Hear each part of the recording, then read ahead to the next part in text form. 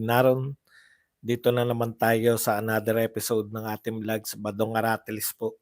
Pag-uusapan natin ngayon, ito po, no, nag-press con po kasalukuyan pa. Nagpe-press con pa rin, kaya lang, siyempre, tanungan na lang yan. Minabuti ko na pong mag-broadcast para mauna, mauna na tayo sa balita. Okay, ayon po sa nagaganap na press con ni Quezon Escudero, Waiter Escudero. Ano po, no? Wag daw silang yung mga nagmamadali kasi eto po hindi sa tunay na ano po 'to sa main channel po natin 'to. Yung mga nagmamadali po sa Senado, kapapasa pa lang nila mag-aalas 5 na. Ano talaga no, feeling ng mga followers nitong mga congressman, kung ano ang gusto nilang gawin dapat sumusunod sa kanila buong mundo, no? Ayan po. So, butata po kay Chis Escudero. Sasagutin na rin natin. Ang dami po kasi kung nakikita na diversion lang daw yung yung impeachment. Hindi naman. Hindi po to diversion. Ito po ang culmination ng kanilang mga paninira, di ba? Ultimate nga po yun, hindi naman po, no? Nasobrahan naman kayo sa kada-divert. Ang mga diversion, yung mga wala, yan, pwedeng sabihin na diversion yung pagpapatawag ng TRICOM kasi wala na pong oras Tapos akala nila may mga, kung may umatin pong mga ano ron, mga vloggers, yan, madadivert kasi pag-uusapan Pero yun po ang mga diversion. Pero eto na po yung ultimate goal nila, ma-impeach si VP Sara. Paano magiging diversion yung goal talaga nila? Okay? Merlin Palermo, thank you very much sa 10 Hong Kong dollars na pangkape. Siyempre, pag-uusapan papahapyawan po natin. Ito po si Sandro Marcos. Ito po ba ay pagiging suwail na anak yung ginawa niya? Kasi nakakahiya, no? Nahihiya talaga ako. May nabasa ako, tama Tama si anong pangalan? Cresset? Tama si Cresset na emasculated, no? Talagang kung sila sanay na sa ganun, na nagsalita yung padre de pamilya, tapos okay lang na kontrahin ng anak, parang hindi karapat-dapat lalo na sa society katulad ng Pilipinas. Yan po mga pag-uusapan natin, pero bago yan, kung bago ka pa lang dito sa ating channel, mag-subscribe ka na. Dahil ito lang ang tayong channel na may kinikilingan, may pinapanigan, una sa balita, huli sa impormasyon, kaya ano pang hinihintay nyo? Pindot na, okay. Unahin na natin kasi may narinig na ako Bicam. Hindi naman po natin iniiwan yung Bicam. Hindi naman po pwedeng ang balita mo lang araw-araw ay Bicam, no? Vlogger po kami, hindi po kami nangangampa. Hindi po kami nangangampanya laban sa Bicam kung ano po mainit na balita, no? Ayan nga po yun nadadala po kayo na dapat Bicam lang ang pag-usapan. Hindi po yan. Di po ba? Hindi naman po tayo porket iba na pinag-uusapan natin, hindi na tayo anti-Marcos, hindi na po tayo pro-Duterte. Pro-Duterte nga tayo lalo No? Wag po yan kasi may nagpapauso na diversion lang tong impeachment. Alam niyo po, Duterte po kami, no? Pasensya na po sa mga nagpapakalat ng kung ano pa man. Duterte po kami. Ito pong channel na to ay kulto ni Digong. Duterte followers po kami. No, kung ano man yung gusto po ninyong palabasin. Kulang kayo, di ba? Vlogger kami. Hindi po pwedeng isa lang ang topic kung ano po yung uso. Kung may umaatake po sa Duterte, ipagtatanggol po namin. Naintindihan po ninyo? Ano yung okey. Ito pong, impeachment, ito po ang ultimate goal nila. Sa lahat po ng ginagawa nila, Quadcom, 4 na committee naninira sa Duterte, plus meron pang committee si Chua, naninira pa rin exclusive kay VP Sara. Ito na po yung culmination, 'no, yung impeachment. Ito po yung labanan. Okey po? So yung sinasabi niyong mag-focus lang sa BICAM, bakit po? Iniwan ba namin yung BICAM? Hindi na ba issue yung BICAM? Marami na pong naging issue, dala-dala natin hanggang ngayon. Pero hindi lang 'yan yung topic natin. Para lang sa paglilinaw po ninyo, wala pong puwedeng magsabi kay Badong na ang i-topic ko lang ay isang topic, okey?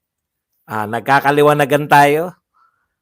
May sumulpot na topic, involved po ang Duterte. Pagtatanggal po kay VP Sara 'to. Mas importante pa po ba yung, ibang topic? Okey. Yung BICAM po, pagpapasyahan po 'yan ng Supreme Court. 'Pag nagpasya na po yung Supreme Court sa BICAM, pag-uusapan din po uli natin. Gano'n lang po 'yun, mga kapatid. Miss Sheila Rances, thank you very much sa €2. So total 'yan ang naging topic natin. Pag-usapan na rin 'yan 'no.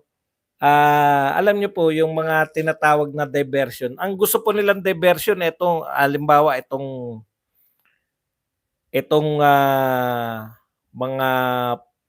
mga vlogger, pinatawag nila, ang laki sanang usapin niyan, 'di ba? Malaking usapin po 'yan kung kasi alam nila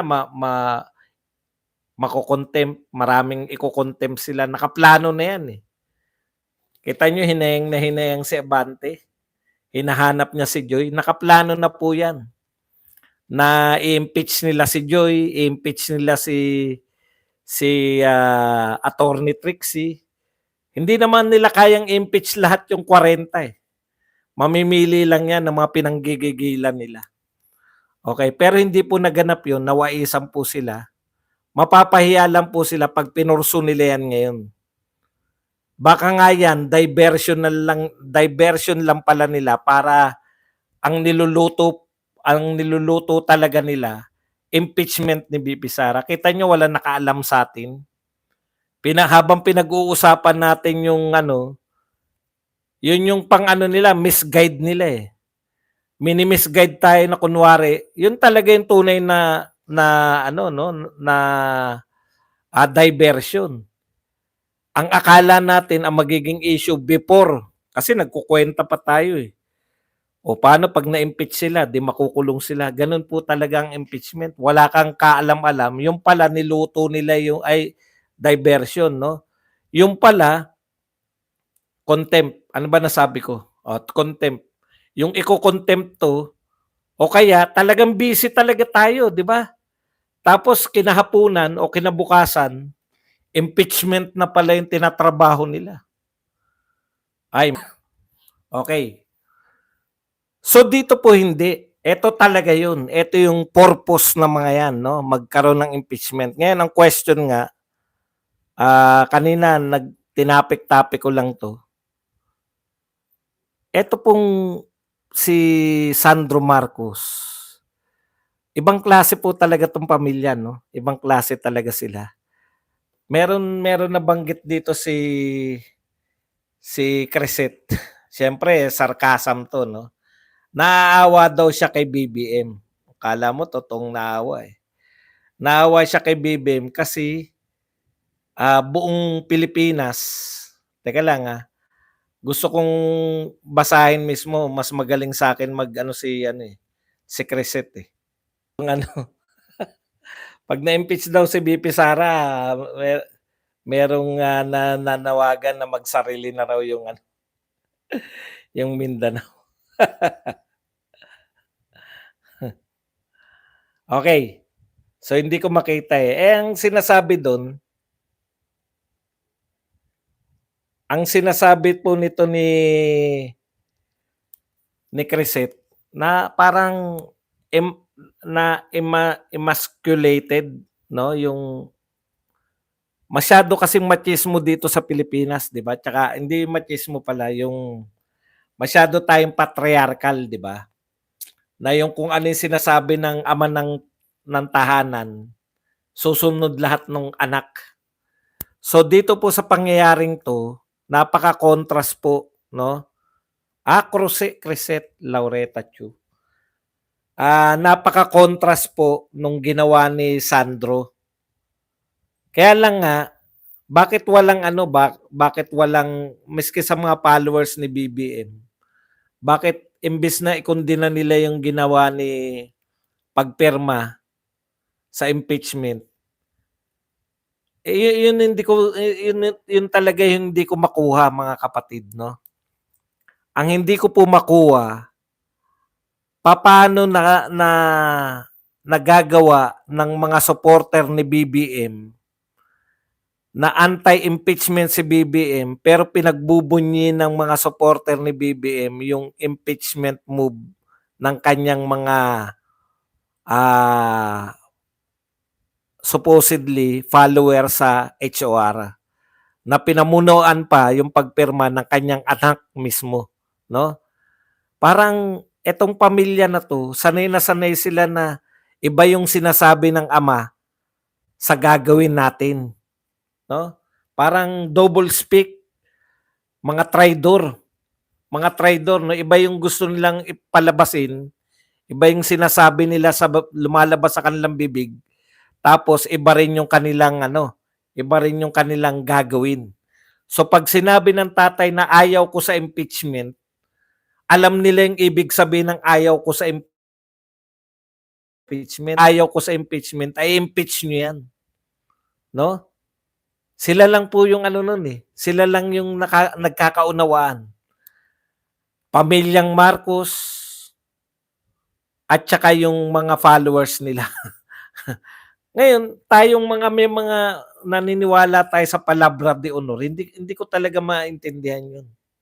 Hindi ko talaga nanonood ako nung saganang mamamayan, di rin nila maunawaan eh.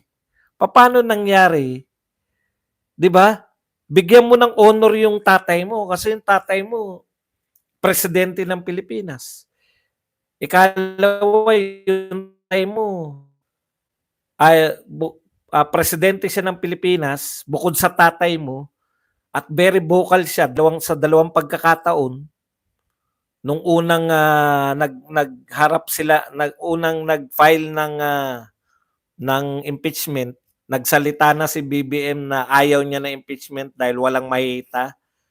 Unahin natin yung problema. Tapos nung ikalawa, pagkatapos ng rally ng pro-impeachment, sinabi naman ni BBM, wala sa timing yung pagpapile ng impeachment. No? Very vocal, lahat ng media kinover yung salita na yan. Tapos ikaw anak, panganay na anak, ikaw yung nangungunang sawayin. Doon po ako, sabi ko, anong uri ng pamilya to, no? Na yung tatay, very vocal na ayaw yung impeachment.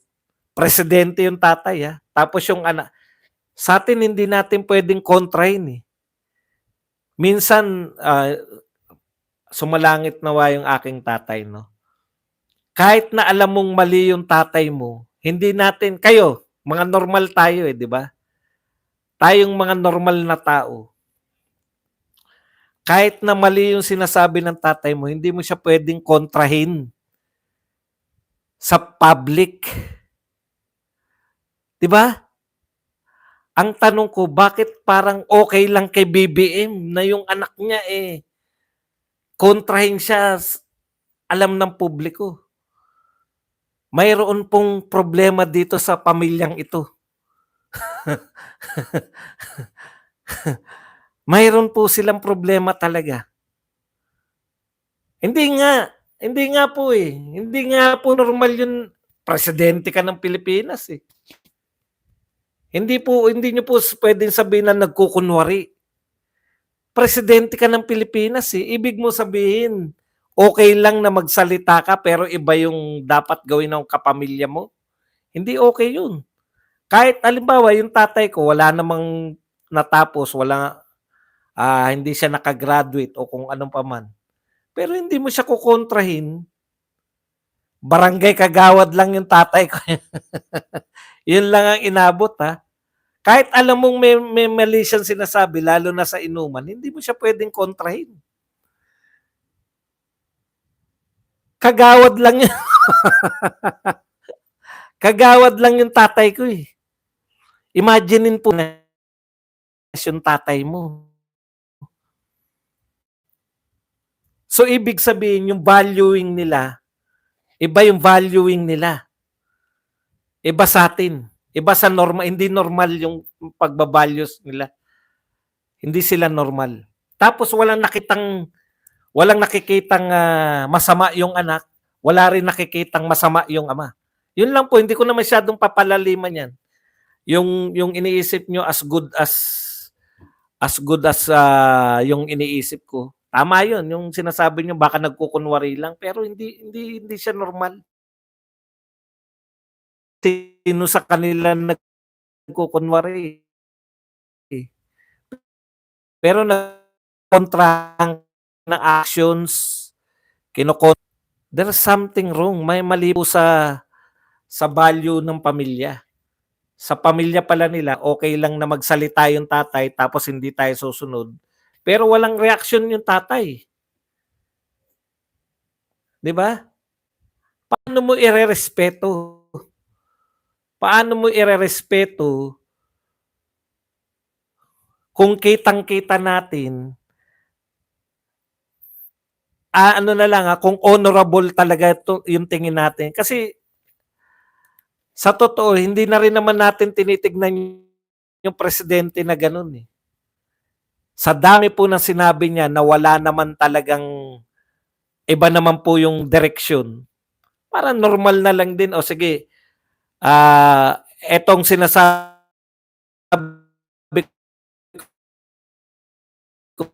ko, hindi ko talaga makuha yan. Yan ang hindi ko makuha, na kung kayo normal po yun, okay lang. Parang hindi po karapat dapat na gawing normal yun, yung sabihin iba. 'Di ba? Okay.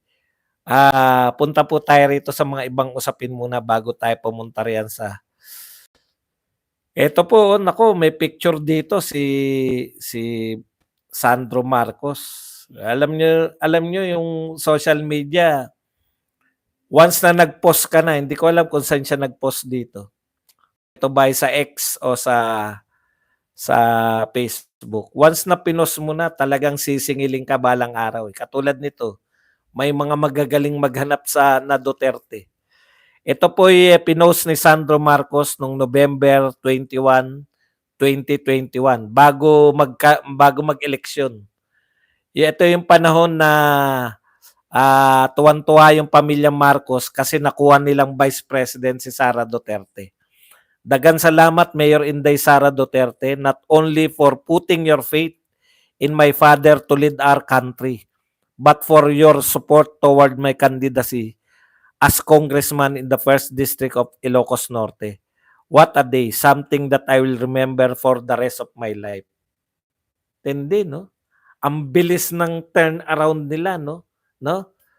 Ilang taon lang nagpapasalamat kayo dahil alam niyo yung pasalamat nila, eh, di ba? Alam niyo yung meaning ng pasalamat nila, eh, na pinagtiwalaan mo yung ama ko na magle-lead siya ng country, tapos ngayon, ilang taon lang, ngayon ini-impeach niyo na yung pinasasalamatan niyo. Yung pinasasalamatan niyo na pinagtiwalaan yung pamilya niyo, ngayon ini-impeach niyo na. Grabe yung yung pagbaliktad. Grabe kaya yung values talaga yan, eh, yung values talaga. Kaya, sinabi ba ng tatay ko yan? Hindi totoo yan, wag niyong intindi. Parang nakinikinit ako sa sarili niya. Di ba sabi ng tatay mo, bakit ka pipirma? Wala po yan, wag niyong intindihin yan, sanay na kami riyan. no? 'Di ba? Baliktad eh. Ang patronage politics, once na nagawang kita ng kagandahan, ewan ko kung paulit-ulit na lang ako nito. Patronage politics, once na nagawang kita ng kagandahan, hindi mo na ako titira. Kumbaga, mapupulaan ka. Kasi bakit, di ba ganun yung patronage politics? Pinupulaan natin. Bakit? Kaya pala may utang na loob pala. Kaya pala hindi niya mabira kasi may utang na loob. Dito baliktad eh. Wala silang utang na loob kaya tinitira nila mga Duterte. Grabe talaga yung utak, no? Hindi ko talaga maunawaan. Hindi ko talaga. Ako, pag nagawan mo ko ng kabutihan, sa boxing na nangyari na sa akin yan. Sa boxing vlog. May nagtataka sila bakit mayroon akong mga vlogger na hindi binabanatan. Bakit ko babanatan yan? Nagkasama kami yan. Ganun lang ako eh. Alam mo yun, may pinagsamahan, ika nga. Tapos magbabanatan kayo dahil hindi niya naman din ako binabanatan. Okay. Ito po sinabi ni Cielo Magno, ang mga DDS di naman talaga galit sa korupsyon. Wow. Galit lang sila sa mga nang-aaway sa poon nila. Sumasakay lang kapag convenient ang issue sa kanila. Blind followers. Totoo ba yun? Cielo Magno, na kami yung sumasakay? Ikaw nga yung sumakay sa vice kami. Di ba? Ikaw yung sumakay, hindi kami. Huwag mong baliktarin.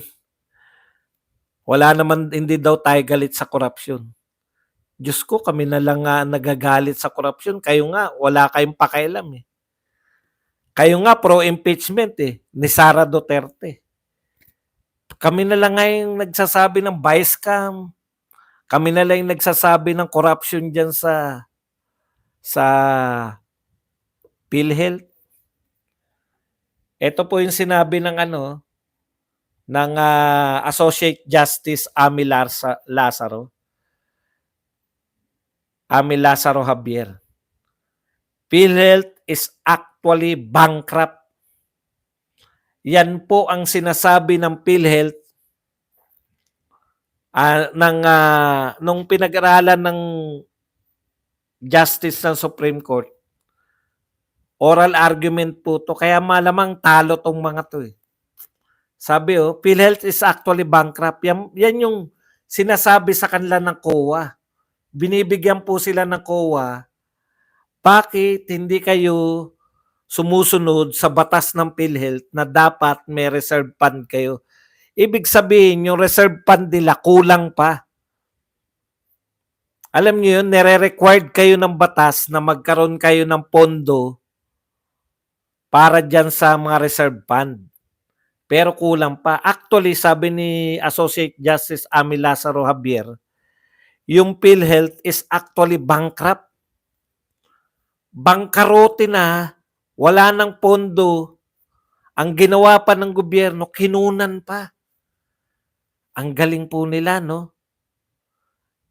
Nagagawa po nila na kahit bankrupt, imbis na dagdagan ng pondo, kukunan pa nila ng pondo at sisisihin po yung PhilHealth. Sasabihin na may pera kayo, hindi nyo ginagastos. Nasisi pa. Pero talaga rin naman, mali rin kasi yung ginagawa ng PhilHealth. Inuna kasi nila yung pera natin dapat para sa atin. Pag nagkasakit tayo, dadagdagan nila yung benepisyo. Hindi po. Inuna nilang mag-invest. Bakit po sila mag-invest?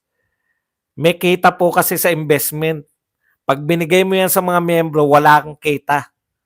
At pag may kita, mayroong porsyento. Lahat po na nagtinda, basta ang tao sinusulong yung pagtitinda, pagbebenta. Tandaan po ninyo, wala po nagbenta na walang porsyento. Lahat po na nagtinda, tinitinda ko nga nung araw, suka, toyo, ketchup, patis lang. Yan pa. Kaya yung mga nagsusulong na ibenta, alam nyo po yan kung bakit. Lahat po, wala pong binenta na hindi nagkaroon ng porsyento. Kaya kung nag-invest po at kumita, may porsyento, tsak. Yun yung problema natin. Diyan napupunta yung pera. Okay. Ito po, ganito po yung halimbawa, no, ng pagmamadali nila sa Senado. Sabi po nito ni Barry Gutierrez. Ito po balita ng News 5. Senado nag-adjourn ng session ng hindi tinatalakay ang impeachment versus VP Sara Duterte. Ito po, siyempre, sa Usawero, numero 1 sa Usawero, si Barry Gutierrez, sabi ni Barry Gutierrez, the Senate sitting as an impeachment court is a different body than the Senate as a legislative chamber. It is not subject to the schedule prescribed by the legislative calendar. So yes, they can hold the trial even if Congress has adjourned. Okay. Marami po nagmamadali. No, minamadali po nila yung Senate ngayon. Sinagot po sila ni Quezon Escudero. Ang sabi ni Quezon Escudero, tama eh. Minsan, pag tama po, inaayunan ko eh. Yung sinabi lang ha, hindi yung buong pagkatao. Baka inuunahan ko na kayo kasi sasabihin nyo na naman, bakit kinakampihan mo yan, Badong? Yung sinabi lang po. Thank you very much kay Dudski na nagbigay sa atin ng 199 LCC. Ay, $199. Okay. Oh, bankrupt po. Ano yung sinabi ba ni Escudero? Bakit ako maayon? Sabi ni Escudero, ang tagal nyo yan. Yung impeachment, December pa, di ba? May nag-file na impeachment. Inupuan ninyo yan ng ilang buwan. Natapos yung January, February na ngayon. Hindi nyo ipinasa sa Senado. Inupuan eh, ng mga congressman eh. Ngayon, Virgo Rax, thank you very much sa 8 Hong Kong dollars. Ngayon, magtatapos na yung session namin, gusto ninyo umaksyon kami dyan, oras lang bibigay nyo sa amin? Tapang ni Escudero, no? Ang dami pa namin kinakailangan gawin dyan. Kinakailangan namin pag-aralan yung rules, ano yung babaguhin, etc. etc. Tama nga naman. Bakit nyo mamadaliin yung Senado samantalang ang tagal ninyo yung inupuan? Actually, hindi naman nila inupuan eh. Gusto talaga nila impeach si BP Sara. Bakit nagmukhang inupuan lang nila? Kasi nag-rally yung Iglesia ni Cristo. Kasama tayo ron, di ba? May tama si Quezon eh. Bakit nyo kami mamadaliin? Kabibigay nyo lang, oras lang. Gusto nyo i-combine namin yung Senado as a impeachment court. Hindi ganun kadali yan. Ikalawa, wala na silang session. Yung nangyayari raw kay Corona, nasimulan na. Tapos tinuloy na lang kahit recess. Yung kasing gusto sabihin nito nila Barry tsaka ng mga nagmamadali eh. Kahit recess, pwede silang mag-convene kasi nasimulan. Alam niyo yun, nasimulan eh. Eto hindi pa po nila nasisimulan eh. Wala po silang pagsimula eh. Di ba? Hindi pa naman nila nasisimulan at para mo masimulan yan, dapat nasa plenary. Eto natutuwa ako sa sinasabi ni Escudero. Dahil sinasabi niya, walang makakapagdikta sa amin. Talaga? May karanasan na kami sa'yo. Di ba? May karanasan na kami sa'yo na nagbabago kayo eh. Pero okay yan, yung sinasabi niya ngayon. Kaya lang, alam niyo na nakalimutan ko lang yung instance na natutuwa ako sa kanya, parang pinapakita niya na merong nangyari na yan eh. Baka maalala ko habang nagdidiskusyon tayo. Kayo din, baka maalala nyo rin. Biglang nagbago siya, di ba? Okay. Dito muna tayo. Totoo yun. Wala kayong pakialam sa Senado. Kabibigay nyo lang, gusto nyo mag-impeachment court sila? Ano kayo sinusuwerte? Kung ang HOR magre-recess, magbe-break sila, tapos gusto nyo mag-impeachment court yung Senado dahil nagbigay kayo? Tama yung paninindigan na yun. Tapos nag-cite pa. May marami pa silang pwedeng pag-uusapan. Rules. Re-reviewin pa nila yung mga rules, yung mga pagbabago sa rules. Kasi impeachment court yan eh. Magkakaroon pa sila ng mga briefing, etc. Pero hindi po magkukonvince sila until June 2 sa plenary po. Okay, bilib na bilib tayo. Di ba? Ay isa pa sa ulit, marami talagang usapin. Marami silang pag-uusapan. No? Marami silang pag-uusapan pa. Bago yung actual. Joby Music, thank you very much sa 9 mir na pangkape. Tayo. Okay.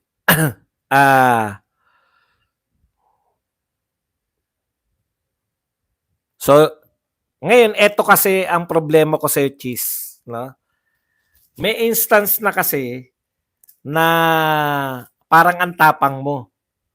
Pero pag yung amo mo, sinabihan ka, wala rin eh. Nawawala yung tapang mo eh. Nakalimutan ko yung instance. No? Alam ko meron talaga eh. Eto na lang, hindi ito yun, pero maganda rin gawing halimbawa. Halimbawa, kayo sa Senado, tinanggal nyo yung akap. Bakit nagkaroon ng akap sa BICAM? At pinagmalaki nyo pa ni Grace po? Diba? Ano sagot ni nga ni Grace po? Bakit binalik nila akap? Kasi binigyan kayo ng pondo sa akap. Binigyan kayo, hinatian yung Senado. Yun eh. Jeep modernization, correct. Jeep modernization. Thank you very much, Odd Smith. Ang tapang niya riyan. No? Sabi niya riyan sa jeepney modernization. Ang sabi ni Chis Escudero, cultural. Kaya bumilib ako, tama yan kasi kultura natin yan, atin yan jeep eh. Di ba? Bakit nyo babaguhin yung jeep? Diyan na na-identify yung Pilipinas. Talagang tapang eh. Nagsilita si BBM na itutuloy yung jeepney modernization, bigla siyang tumahimik. Yun yung problema ko sa'yo, Keso eh. Ang tapang mo, tama ka, sumang-ayon ako rin sa'yo sa jeepney modernization. Sumang-ayon ako sa sinabi mo na dapat wag galawin yung jeep kasi yan yung nag-identify sa atin eh. Pero isang salita lang ni BBM na tuloy yung modernization, bigla kang tumahimik. Okay yan, sinasabi mo June 2. Di ba? Paano kung madaliin ka ng mga amo mo? Yun yung problema sa iyo eh. Paano kung madaliin ka ng amo mo? Sabihin, i-convene nyo yung Senado at gusto namin na mag-trial na kagad. Huwag na nating hintayin yung bagong Senado. Diyan makikita yung test mo. Yung test sa'yo. Kasi nagmamadali itong mga congressman eh. Nagmamadali. Maganda yung sinasabi mo until nautusan ka ng tunay mong amo. Sana pareho kayo ng amo mo ngayon. Kinonsulta mo muna. Kasi sa jeepney modernization, napahiya ka dyan eh. Tuwan-tuwa pa naman ako. Yes! Sa wakas, meron din. Ako kasi yun yung paniniwala ko eh. Jeepney, kusa nyo na lang patay kung ayaw nila, di ba? Pero uniqueness yan eh.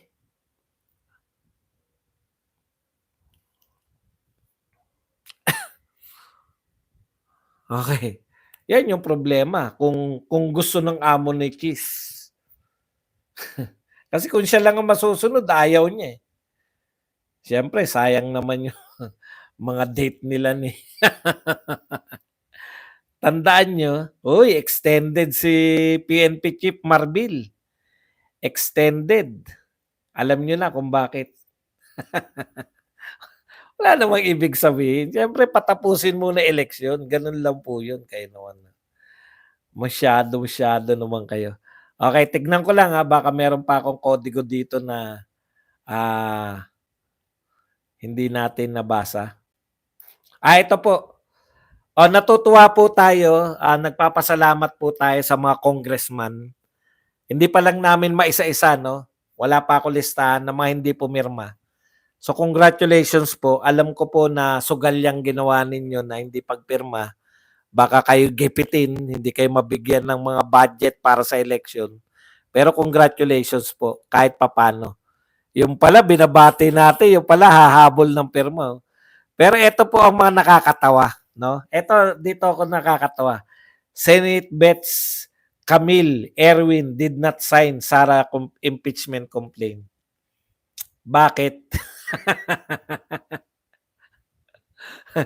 Yung mga congressman, wala, yan po yung pagkakaiba, no? Ito po real talk tayo. Yan po yung pagkakaiba ng tumatakbong senador. Kasi alam nila pambuong Pilipinas eh.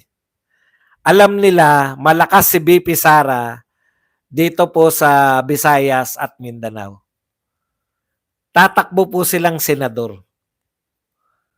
Sasabihin lang ng mga taga Visayas at Mindanao, bakit kayo pumirma kay BP Sara na ma-impeach? 'Di ba? Kaya tignan niyo po mga kapatid, tignan niyo hindi pumirma si Camille. Congressman siya ngayon, tsaka to si Erwin Tulfo. Batang-bata kayo ni Marcos. Bakit hindi kayo pumirma? 'Di ba? Para hindi magalit sa inyo, utot nyo. Pati ba naman kami, wag nyo pa rin iboto yung mga yan. Hindi lang po dyan nasusukat yung ating mahuhula ka ba? Hindi po ako manghuhula. Yan po nakalagay. Oh. Puta, manghuhula. Balita yan, hindi sila pumirma. Anong mahuhula ka ba? Mukha ba ako manghuhula?